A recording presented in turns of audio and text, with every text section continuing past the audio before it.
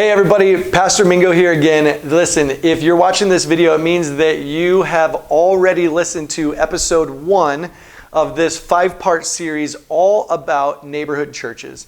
Now, as a way of understanding, but also as a way of committing to really understanding what it is that we're all stepping into, here's my challenge to you.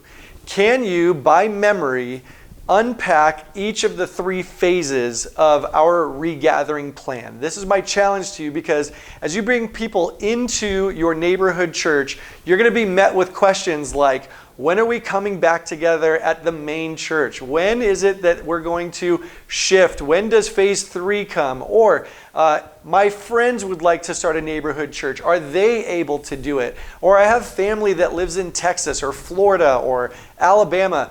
Can they start neighborhood churches? Here's what I want you to do. I want you to be able to, from memory, understand and be able to re-speak the regathering plan in each of its 3 phases. I'll remind you of it right now. First one, home church. That's what we've all been doing, gathering by unique families that live under the same roof. No more than that, because that's been the mandate that we've been asked to respect and respond to.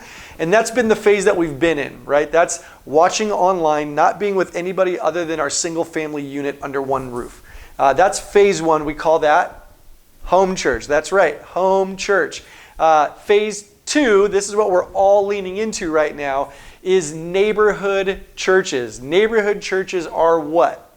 They are gatherings of dozens, probably more like a dozen, 3, 4, at the max, 5 families from different households that come together in a home, a neighborhood, park, beaches, backyard, condo, front yard, anywhere where you have access and you have ownership to gather in, so that you can watch a local church service together. And you're not just watching it, but you're also facilitating discussion after it.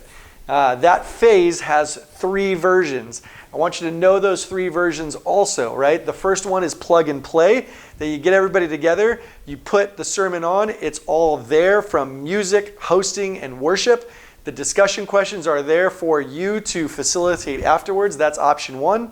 Option 2 is a 50-50 split. Either the message is partially taught from video and then partially taught localized, or maybe worship is partly led from video and partially led in person. That's the 50-50 split. That's option 2. And then option 3 is everything live, right? Everything unplugged. That's localized teaching, that's localized worship, and those are the 3 versions of neighborhood church that we are supporting, that we're giving resources to and time to connect midweek to be ready for those weekend services.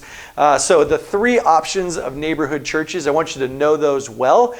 And then after the neighborhood church, we call them phase 3, community churches. That's right. That's when we come back together in gatherings of hundreds or thousands, depending upon what church you go to. And that's actually when we start to reutilize some of our largest church venues, right? We'll come back to that when we've got the ability to lead and to manage our age-appropriate ministries in full function. That's really what we're waiting for. We believe that age-appropriate ministry and age-appropriate programming are so valuable that we don't want to bring a less than experience. So until we can do that, phase 3 will be on the shelf and we'll all engage in phase 2. And the goal is not to have a certain number of neighborhood churches. The goal is to have as many neighborhood churches as we can healthily lead. So what's your part in it? Understand the teams, right? We've got a location host. That person's job is to provide the space. We have a service host. That person's job is to be the face associated with the place. They are the personality. They are the prayer. They are the organizer of that neighborhood church.